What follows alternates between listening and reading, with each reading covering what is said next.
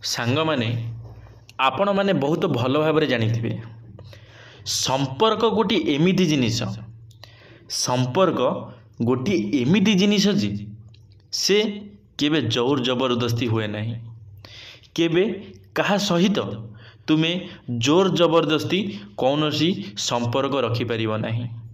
କାରଣ ଦୁଇ ଜଣଙ୍କର ମନରେ ଇଚ୍ଛା ଥିବା ଦରକାର। ଯଦି ତୁମେ କାହା ସାଙ୍ଗରେ କଥା ହେବାକୁ ଚାହୁଁଛ ତାହେଲେ ତୁମ ସହିତ ଯିଏ କଥା ହେବ ସେ ସାମ୍ନାବାଲା ଲୋକର ବି ତୁମ ସହିତ କଥା ହେବା ପାଇଁ ଇଚ୍ଛା ଥିବା ଦରକାର। ପ୍ରତ୍ୟେକ ଜିନିଷରେ ସମସ୍ତଙ୍କର ଇଚ୍ଛା ଥିବା ଦରକାର। ଯେପର୍ଯ୍ୟନ୍ତ ତୁମ ଯାହା ସାଙ୍ଗରେ ତୁମେ କଥା ହେବାକୁ ଚାହୁଁଛ ତାହାର ଯେବେ ତୁମ ସହିତ କଥା ହେବା ପାଇଁ ଇଚ୍ଛା ହିଁ ନାହିଁ, ତୁମେ ଯେତେ ବାଧ୍ୟ କଲେ ମଧ୍ୟ ତୁମ ସହିତ ସେ କେବେ ବି ହେଲେ କଥା ହେଇପାରିବ ନାହିଁ। କେବେ ତା ମନ ହିଁ ହେବ ନାହିଁ ତୁମ ସହିତ କଥା ହେବା ପାଇଁ। ମୁଁ ଆଜି ଆପଣମାନଙ୍କୁ ସେହି ବିଷୟରେ କିଛି କହିବାକୁ ଚାହୁଁଛି, ଯେଉଁ ବିଷୟରେ ଆପଣମାନେ ସବୁବେଳେ ଭାବି ରହୁଛନ୍ତି, ଚିନ୍ତା କରୁଛନ୍ତି କି ମୁଁ କେମିତି ସେ ପିଲା ସହିତ କଥା ହେବି, କେମିତି ମୁଁ ତାକୁ ମୋ ନିଜର କରିବି। ଏମିତି କିଛି ଆପଣମାନଙ୍କ ମନରେ ନିଶ୍ଚିନ୍ତ ଭାବରେ ଭାବନା ଆସିଥାଏ। ଆପଣ ନିଶ୍ଚିନ୍ତ ଭାବରେ ଯେତେବେଳେ ଗୋଟିଏ ଜାଗାରେ ବସିଥାନ୍ତି, ଯେତେବେଳେ ଗୋଟିଏ ନିରୋଳା ଜାଗାରେ ଆପଣମାନେ ବସିଥାନ୍ତି, ସେତେବେଳେ ଆପଣମାନଙ୍କର ମନରେ ଏ କଥାଟି ନିଶ୍ଚିନ୍ତ ଭାବରେ ଆସେ, ମୁଁ କେମିତି ସେ ପିଲାକୁ ମୁଁ ମୋ ନିଜର କରିବି, କେମିତି ମୁଁ ତା ସହିତ ଭଲସେ ଦିପଦ କଥା ହେବି। ଚାଲନ୍ତୁ ଆଜିର ଭିଡ଼ିଓଟି ଆରମ୍ଭ କରିବା। ଭିଡ଼ିଓଟି ଶେଷ ପର୍ଯ୍ୟନ୍ତ ନିଶ୍ଚିନ୍ତ ଭାବରେ ଦେଖିବେ। ଯଦି ଭିଡ଼ିଓଟି ଭଲ ଲାଗିଲା ଲାଇକ୍ଟିଏ ନିଶ୍ଚିନ୍ତ ଭାବରେ କରିବେ। କମେଣ୍ଟ ମାଧ୍ୟମରେ ଆପଣମାନଙ୍କର ମତାମତ ନିଶ୍ଚିନ୍ତ ଭାବରେ ରଖିବେ। ଚାଲନ୍ତୁ ଆଜିର ଭିଡ଼ିଓଟି ଆରମ୍ଭ କରିବା। ହାଇ ଫ୍ରେଣ୍ଡସ୍, ଜୟ ଜଗନ୍ନାଥ। ମୁଁ ଆପଣମାନଙ୍କୁ ସ୍ୱାଗତ କରୁଛି ଟକିଂ ୱେଲ୍ ୟୁଟ୍ୟୁବ୍ ଚ୍ୟାନେଲକୁ। ମୁଁ ଆଶା କରୁଛି ପ୍ରଭୁ ଜଗନ୍ନାଥଙ୍କ କୃପାରୁ ଆପଣମାନେ ବହୁତ ଭଲରେ ଥିବେ, ଖୁସିରେ ଥିବେ। ଚାଲନ୍ତୁ ଆଜିର ଭିଡ଼ିଓଟି ଆରମ୍ଭ କରିବା। ଜୋର ଜବରଦସ୍ତି କୌଣସି ସମ୍ପର୍କ ରଖାଯାଏ ନାହିଁ। ଗୋଟିଏ ଭଲ ସମ୍ପର୍କ ରଖିବା ପାଇଁ ମନରେ ଭଲ ଭାବନା ଓ ହୃଦୟରେ ଭଲ ପାଇବା ଆଉ ମନରେ ସ୍ନେହ ଶ୍ରଦ୍ଧା ରହିବା ଦରକାର। ଯଦି ଆପଣ କାହା ସହିତ କୌଣସି ବି ସମ୍ପର୍କ ରଖିବାକୁ ଚାହୁଁଛନ୍ତି ତାହେଲେ ଆପଣଙ୍କ ପାଖରେ ଅଧିକାର ନାହିଁ ଯେ ଆପଣ କାହାକୁ ବାଧ୍ୟ କରିବେ। କାରଣ ବାଧ୍ୟବାଧକତାରେ କୌଣସି ବି ସମ୍ପର୍କ କେବେ ଆଗକୁ ଯାଇନଥାଏ। ସବୁ ସମ୍ପର୍କ ଯେପର୍ଯ୍ୟନ୍ତ ଆପଣମାନେ ସେ ସମ୍ପର୍କକୁ ଧକ୍କା ମାରିକି ଆଗକୁ ବଢ଼େଇଥାନ୍ତି ସେ ପର୍ଯ୍ୟନ୍ତ ସେ ସମ୍ପର୍କ ଚାଲିଥାଏ। ଯେବେ ଆପଣ ଆପଣଙ୍କ ତରଫରୁ ସେ ସମ୍ପର୍କକୁ ଧୀରେ ଧୀରେ ଆଗକୁ ବଢ଼େଇବା ବନ୍ଦ କରିଦେଇଥାନ୍ତି, ସେତେବେଳେ ଅଧାରୁ ସେ ସମ୍ପର୍କ ଭାଙ୍ଗି ଯାଇଥାଏ ବା ଅଧାରୁ ସେ ସମ୍ପର୍କ ରହିଯାଇଥାଏ, ଅଟକି ଯାଇଥାଏ। ସେ ସମ୍ପର୍କ ଆଉ ଆଗକୁ ବଢ଼ି ପାରିନଥାଏ। ସେଥିପାଇଁ ସାଙ୍ଗମାନେ ମୁଁ ଆପଣମାନଙ୍କୁ ଗୋଟିଏ କଥା କହିବି, ଯଦି ବି ଆପଣ ଆପଣଙ୍କ ଜୀବନରେ କେବେ କାହାକୁ ଭଲ ପାଉଛନ୍ତି, କେବେ କାହାକୁ ଭଲ ପାଇବାକୁ ଚାହୁଁଛନ୍ତି, ତାହେଲେ କେବେ କାହାକୁ ଜବରଦସ୍ତି କରନ୍ତୁ ନାହିଁ। କାରଣ ଜବରଦସ୍ତି କୌଣସି ଜାଗାରେ ବି ଭଲ ପାଇବା ହେଇପାରେ ନାହିଁ। ଯଦି ଆପଣ କାହାକୁ ବାଧ୍ୟ କରୁଛନ୍ତି ଆପଣଙ୍କ ସହିତ ଭଲ ପାଇବା ପାଇଁ କି ଆପଣଙ୍କ ସାଙ୍ଗରେ କଥା ହେବା ପାଇଁ, ଆପଣଙ୍କୁ ଭଲ ପାଇବା ପାଇଁ, ତାହେଲେ ସେ କେତେ ଦିନ ଆପଣଙ୍କ ସହିତ କଥା ହେବ, କେତେ ଦିନ ସେ ଆପଣଙ୍କର ଜବରଦସ୍ତିରେ ଆପଣଙ୍କ ସହିତ କଥା ହେବ, ସେ ବେଶୀ ଦିନ ତ କେବେ କଥା ହେଇପାରିବ ନାହିଁ। ତାର ଯେବେ ସମୟ ସୀମା ଥାଏ ଗୋଟିଏ, ଯେବେ ତାର କଥା ହେବାର ତମ ବାଧ୍ୟ କରିବାର ସମୟ ସୀମା ଶେଷ ହୋଇଯିବ, ସେ ତା ରାସ୍ତା ଦେଖି ଆଉ କାହା ହାତ ଧରି ଚାଲିଯିବ, ହେଲେ ତୁମେମାନେ କେବେ ତାକୁ ପାଇପାରିବ ନାହିଁ। ସେଥିପାଇଁ ସାଙ୍ଗମାନେ ଜୀବନରେ କେବେ କାହାକୁ କୌଣସି କାମରେ ହେଉ କି କୌଣସି ରିଲେସନରେ ବି ହେଉ କେବେ କାହାକୁ ବାଧ୍ୟ କରନ୍ତୁ ନାହିଁ। ଯଦି ଆପଣଙ୍କ ପାଖକୁ କାହାର ଆସିବାର ଥିବ ସେ ନିଶ୍ଚିନ୍ତ ଭାବରେ ଆପଣଙ୍କ ପାଖକୁ ଆସିବ। ତାକୁ ଆପଣଙ୍କୁ ତାଙ୍କ ପାଖକୁ ଯିବାକୁ ପଡ଼ିବ ନାହିଁ, ଆପଣଙ୍କୁ ଏତେ କଷ୍ଟ କରିବାକୁ ପଡ଼ିବ ନାହିଁ। ସେ ପିଲା ତୁମ କତିକି ନିଶ୍ଚିନ୍ତ ଭାବରେ ଫେରିବ। ନିଶ୍ଚିନ୍ତ ଭାବରେ ସେ ପିଲା ତୁମ କତିକି ଆସିବ। ହେଲେ କାହାକୁ କେବେ ବାଧ୍ୟ କରନ୍ତୁ ନାହିଁ, କାରଣ ବାଧ୍ୟବାଧକତାରେ କୌଣସି କାମ ସମ୍ପୂର୍ଣ୍ଣ ହୋଇନଥାଏ। ପ୍ରତ୍ୟେକ କର୍ମ ବାଧ୍ୟରେ ଅଧା ଅଧୁରା ହିଁ ରହିଥାଏ। କୌଣସି କର୍ମ କେବେ ବାଧ୍ୟରେ ପୁରା ହେଇନଥାଏ, କେବେ ବି ପୁରା ହେବ ନାହିଁ କି ହେଇନଥାଏ ମଧ୍ୟ। ସେଥିପାଇଁ କେବେ କାହାକୁ ବାଧ୍ୟ କର ନାହିଁ। ଆଉ ଯଦି ବି ଆପଣମାନେ କାହାକୁ ଭଲ ପାଉଛନ୍ତି, ଯଦି ଆପଣଙ୍କ ଭଲ ପାଇବା ସଠିକ୍ ଅଛି, ଠିକ୍ ଅଛି, ଆପଣଙ୍କ ଭଲ ପାଇବା ଯଦି ସତ ଅଛି, ତାହେଲେ ଆପଣଙ୍କୁ ସ୍ନେହ କରିବାର ଅଛି। ଆପଣଙ୍କର ସ୍ନେହ ଶ୍ରଦ୍ଧାରେ, ଆପଣଙ୍କ ଭଲ ପାଇବାରେ ସ୍ନେହ ଶ୍ରଦ୍ଧା ରହିବା ଦରକାର।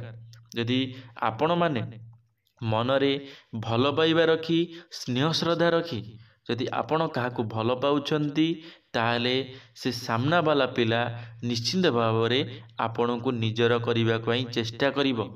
ସେ ଆପଣଙ୍କର ଭଲ ପାଇବାକୁ ଯେତେବେଳେ ଦେଖିପାରିବ, ଜାଣିପାରିବ, ସେତେବେଳେ ସେ ନିଶ୍ଚିନ୍ତ ଭାବରେ ଆପଣଙ୍କ ପାଖକୁ ଫେରିବ।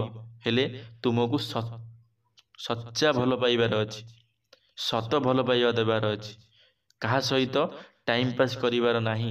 ଯଦି ଆପଣମାନେ ଭାବୁଥିବେ କି ମୁଁ କାହା ସହିତ ଟାଇମ୍ ପାସ୍ କରି, ତା ସହିତ କିଛି ଦିନ କଥା ହୋଇ ମୁଁ କଥାବାର୍ତ୍ତା ବନ୍ଦ କରିଦେବି, ସେମିତି କେବେ ସମ୍ଭବ ହୋଇପାରିବ ନାହିଁ। ତମେ ଯଦି ମନରେ ଚାହିଁଥିବ କି ନାଇଁ ମୁଁ ତାକୁ ବାଧ୍ୟ କରିବି, ବାଧ୍ୟ କଲା ପରେ ସେ ମୋ ସହିତ କିଛି ଦିନ କଥା ହେବ, ତାପରେ ମୁଁ ମୋ କାମ ସାରି ତାକୁ ଛାଡ଼ିଦେବି, ତାକୁ ଅଧା ବାଟରେ ଦୂରେଇ ଦେବି, ସେମିତି କେବେ ସମ୍ଭବ ନୁହଁ। ସେମିତି କେବେ ସମ୍ଭବ ହୋଇନଥାଏ। ଯଦି ସେମିତି କିଛି ଆପଣମାନେ ମନରେ ଭାବୁଛନ୍ତି, ତାହେଲେ ସେ ଭାବନାକୁ ମନରୁ ଦୂରେଇ ଦିଅନ୍ତୁ। କାରଣ ତୁମର ଏ ଭାବନାଟା ହିଁ ଭାବନାରେ ରହିଯିବ। ତୁମର ଏ ସ୍ୱପ୍ନ ସ୍ୱପ୍ନରେ ହିଁ ରହିଯିବ। କେବେ ହେଲେ ଏ ସ୍ୱପ୍ନ ତୁମର ସତ ହେବ ନାହିଁ। ଆଜିକାଲି ସମୟରେ ଏମିତିକା ସ୍ୱପ୍ନ କେବେ କାହାର ସତ ହେଉନାହିଁ। ସେଥିପାଇଁ ମୁଁ ଆପଣମାନଙ୍କୁ ରିକ୍ୱେଷ୍ଟ କରିବି, କେବେ ହେଲେ କୌଣସି ଝିଅ ସହିତ ଖେଳନ୍ତୁ ନାହିଁ। ଯଦି ଆପଣମାନଙ୍କ ଦ୍ୱାରା କୌଣସି ବି ଭୁଲ ହେଇଯାଇଥାଇପାରେ, ତାହେଲେ ସେ ଭୁଲକୁ କେବେ ଦୋହରାଇବା ପାଇଁ ଚେଷ୍ଟା କରନ୍ତୁ ନାହିଁ। ଯଦି ଆପଣ କେବେ ଭୁଲ କରିଦେଇଛନ୍ତି, ତାହେଲେ ସେ ଭୁଲକୁ ବୁଝିବାକୁ ଚେଷ୍ଟା କରନ୍ତୁ। କେବେ କାହା ମନରେ କଷ୍ଟ ଦିଅନ୍ତୁ ନାହିଁ। କାରଣ ଯଦି ଆପଣ କାହା ମୁହଁରେ ଟିକେ ହସ ଦେଇପାରିବେନି, କାହା ଓଠରେ ଟିକେ ହସ ଫୁଟେଇ ପାରିବେ ନାହିଁ, ତାହେଲେ ଆପଣ ବି କାହା ଆଖିରେ ଲୁହ ଦେଇପାରିବେ ନାହିଁ। କାରଣ କାହା ଆଖିରେ ଲୁହ ଦେବାର ଅଧିକାର ତମକୁ କେହି ଦେଇନାହାନ୍ତି। ସେଥିପାଇଁ ମୁଁ ଆପଣମାନଙ୍କୁ ରିକ୍ୱେଷ୍ଟ କରିବି, କେବେ କାହା ଆଖିରେ ଲୁହ ଦିଅନ୍ତୁ ନାହିଁ। କାରଣ ଗୋଟିଏ ନାରୀ ଆଖିରୁ ଯେତେବେଳେ ଲୁହ ଝରିଥାଏ ନା, ଏ ପୃଥିବୀ ଧ୍ୱଂସ ହୋଇଯାଇଥାଏ। ସେଥିପାଇଁ କେବେ କାହା ଆଖିରେ ଲୁହ ଦିଅନ୍ତୁ ନାହିଁ। ଯଦି ଆପଣଙ୍କ ଦ୍ୱାରା କୌଣସି ବି ଭୁଲ ହେଇଯାଇଥାଇପାରେ, ସେ ଭୁଲକୁ କେବେ ଦୋହରାନ୍ତୁନି। କାହିଁକି ନା ଯଦି ଆପଣମାନେ ଜାଣିକିରି ସେ ଭୁଲକୁ ବାରମ୍ବାର କରୁଛନ୍ତି, ତାହେଲେ ଆପଣ ଆହୁରି ଅଧିକ ପାପର ଭାଗିଦାର ହୋଇଯିବେ। ଆପଣ ବହୁତ ବଡ଼ ପାପ କରି ବସିବେ। ସେଥିପାଇଁ ଆପଣମାନଙ୍କୁ ମୁଁ ରିକ୍ୱେଷ୍ଟ କରିବି, କେବେ ହେଲେ ଜୀବନରେ ଏମିତି ଭୁଲ କାମ ବା ପାପ କାମ କରନ୍ତୁ ନାହିଁ, ଯାହାଦ୍ୱାରା କି ଆପଣମାନେ ଭବିଷ୍ୟତରେ ବହୁତ କଷ୍ଟ ପାଇବେ। ସେଥିପାଇଁ ମୁଁ ଆପଣମାନଙ୍କୁ କହୁଛି, କେବେ ହେଲେ କାହାକୁ ଜୋର ଜବରଦସ୍ତି କରନ୍ତୁ ନାହିଁ। କେବେ କାହାକୁ ଜୋର ଜବରଦସ୍ତି ତୁମକୁ ସମୟ ଦେବେ ବୋଲି କାହାକୁ ସମୟ ମାଗନ୍ତୁ ନାହିଁ। ଯଦି ଆପଣ କାହା କତିକି କଲ୍ କରୁଛନ୍ତି, ଯଦି ସେ ପିଲା ଆପଣଙ୍କ ସାଙ୍ଗରେ କଥା ହେବା ପାଇଁ ବାହାନା କରୁଛି, ଆପଣଙ୍କ ସାଙ୍ଗରେ କଥା ହେବା ପାଇଁ ବାହାନା କାଢ଼ୁଛି କି ନାଇଁ ମୁଁ ବ୍ୟସ୍ତ ଅଛି, ମୁଁ କଥା ହୋଇପାରିବି ନାହିଁ, ଯଦି ସେ ଫ୍ରି ଥିଲା ସମୟରେ ମଧ୍ୟ ସେ ତୁମକୁ କହୁଛି ଯେ ମୁଁ ବ୍ୟସ୍ତ ଅଛି, ତାହେଲେ ସେମିତି ପିଲାଙ୍କୁ କେବେ ସମୟ ମାଗନ୍ତୁ ନାହିଁ। କାରଣ ତାଙ୍କ କତିରେ କେବେ ବି ହେଲେ ସେମାନେ ଫ୍ରି ହୋଇପାରିବେ ନାହିଁ। ସବୁବେଳେ ତୁମକୁ ସେ ବ୍ୟସ୍ତ କଥା ହିଁ କହିବେ କି ମୁଁ ବ୍ୟସ୍ତ ଅଛି, ତୁମ ସହିତ କେବେ କଥା ହେଇପାରିବିନି, ମୁଁ ତୁମ ସହିତ ଏବେ ସମୟ ତୁମକୁ ଦେଇପାରିବି ନାହିଁ। ସେମିତି ପିଲାକୁ କେବେ ନିଜର କରନ୍ତୁ ନାହିଁ। ଯେତେ ସେମିତିକା ପିଲାଙ୍କ ଠାରୁ ଯେତେ ଦୂରରେ ରହିବେ, ଆପଣମାନେ ଖୁସିରେ ରହିବେ। କାରଣ ଗୋଟିଏ ସମୟରେ ସେହି ପିଲା ହିଁ ଆପଣମାନଙ୍କୁ ଏତେ ଦୁଃଖ ଦେଇଦେବେ ନା, ଆପଣମାନେ ଭାବି ବି ନଥିବେ। ତାଙ୍କ ବିଷୟରେ ଆପଣମାନେ ଏତେ କିଛି ଭାବି ଦେଇଥିବେ, ଆପଣମାନେ କେବେ ଭାବିନଥିବେ କି ଏ ପିଲା ବି ମୋ ସହିତ ଏମିତି କରିପାରିବ। ସେହି ପିଲା ହିଁ ତୁମ ସହିତ ସବୁବେଳ ପାଇଁ ଖରାପ ହିଁ କରିଥାଏ। ମନରେ ସବୁବେଳ ପାଇଁ ଭଲ ଭାବନା ରଖନ୍ତୁ। ଯଦି ଆପଣଙ୍କ ମନୋବଳ ଠିକ୍ ଅଛି, ଯଦି ଆପଣଙ୍କ ମନରେ କାହା ପ୍ରତି ଭାବନା ଠିକ୍ ଅଛି, କାହା ପାଇଁ ଆପଣ କେବେ ଭଲ ଚିନ୍ତା କରୁଛନ୍ତି, ତାହେଲେ ନିଶ୍ଚିନ୍ତ ଭାବରେ ଆପଣଙ୍କର ମନସ୍କାମନା ପୂର୍ଣ୍ଣ ହେବ। ନିଶ୍ଚିନ୍ତ ଭାବରେ ଆପଣମାନେ ଯାହା ଚାହୁଁଥିବେ ତାହା ଆପଣମାନେ ନିଶ୍ଚିନ୍ତ ଭାବରେ ପାଇପାରିବେ। ଆପଣଙ୍କୁ କୌଣସି ବି କାମକୁ ଜବରଦସ୍ତି କରିବାକୁ ପଡ଼ିବ ନାହିଁ। କେବେ କାହାକୁ ଆପଣଙ୍କୁ ଜବରଦସ୍ତି କରିବାକୁ ପଡ଼ିବ ନାହିଁ। ଆପଣଙ୍କୁ ଆପଣଙ୍କର କର୍ମ ହିସାବରେ ଫଳ ନିଶ୍ଚିନ୍ତ ଭାବରେ ମିଳିଯିବ। ଆପଣମାନେ ଯଦି ଭଲ କର୍ମ କରିଥିବେ ନା, ନିଶ୍ଚିନ୍ତ ଭାବରେ ଆପଣ ଯାହାକୁ ଚାହୁଁଥିବେ ନିଶ୍ଚିନ୍ତ ଭାବରେ ଆପଣଙ୍କୁ ସେହି ହିଁ ମିଳିଯିବେ। ଆପଣ କେବେ ଭାବି ବି ନଥିବେ। ସେଥିପାଇଁ ଯଦି ଆପଣମାନେ କେବେ ବି ଆପଣଙ୍କ ଜୀବନରେ କୌଣସି ବି ଭୁଲ କରିଦେଇଛନ୍ତି ନା, ତାହେଲେ ଏବେଠୁ ଆଜିଠୁ ସେସବୁ କଥାକୁ ଭୁଲି ଯାଆନ୍ତୁ, ନିଜକୁ ସୁଧାରିବା ପାଇଁ ଚେଷ୍ଟା କରନ୍ତୁ।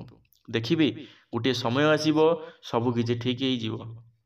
ନିଶ୍ଚିନ୍ତ ଭାବରେ ଆପଣମାନଙ୍କୁ ରିକ୍ୱେଷ୍ଟ କରିବି, ଆପଣମାନେ ଏମିତି କିଛି କରନ୍ତୁ, ଦେଖିବେ ଆପଣ ଆପଣଙ୍କ ଜୀବନରେ ବହୁତ ଖୁସିରେ ରହିବେ। ଧନ୍ୟବାଦ ସାଙ୍ଗମାନେ। ଆଶା କରିବି ଭିଡ଼ିଓଟି ବହୁତ ଭଲ ଲାଗିଥିବ। ଭିଡ଼ିଓଟିରୁ ଆପଣମାନଙ୍କୁ କିଛି ନା କିଛି ତ ଶିଖିବାକୁ ନିଶ୍ଚିନ୍ତ ଭାବରେ ମିଳିଥିବ। ଯଦି ଭିଡ଼ିଓଟି ଆପଣମାନଙ୍କୁ ଭଲ ଲାଗିଥିବ, ଲାଇକ୍ଟିଏ କରିବେ, ସାଙ୍ଗମାନଙ୍କ ମଧ୍ୟରେ ସେୟାର କରିବାକୁ ଭୁଲିବେ ନାହିଁ। ଯଦି ଆପଣମାନେ ଆମ ଟକିଂ ୱାର୍ଲ୍ଡ ୟୁଟ୍ୟୁବ୍ ଚ୍ୟାନେଲରେ ପ୍ରଥମ ଥର ପାଇଁ ଆମ ଟକିଂ ୱାର୍ଲ୍ଡ ୟୁଟ୍ୟୁବ୍ ଚ୍ୟାନେଲକୁ ସବସ୍କ୍ରାଇବ୍ କରି ବେଲ୍ ଆଇକନ୍କୁ ଅଲ୍ରେ କ୍ଲିକ୍ କରିବେ। କାରଣ ଆମ ଚ୍ୟାନେଲରେ ଯେବେ କିଛି ନୂଆ ମୋଟିଭେସନାଲ ଭିଡ଼ିଓ ଛଡ଼ାଯିବ, ଆପଣମାନେ ସର୍ବପ୍ରଥମେ ଦେଖିପାରିବେ। କମେଣ୍ଟ ବକ୍ସରେ ନିଶ୍ଚିନ୍ତ ଭାବରେ ଆପଣମାନଙ୍କର ମତାମତ ଦେବାକୁ ଭୁଲିବେ ନାହିଁ। ଧନ୍ୟବାଦ। ଜୟ ଜଗନ୍ନାଥ।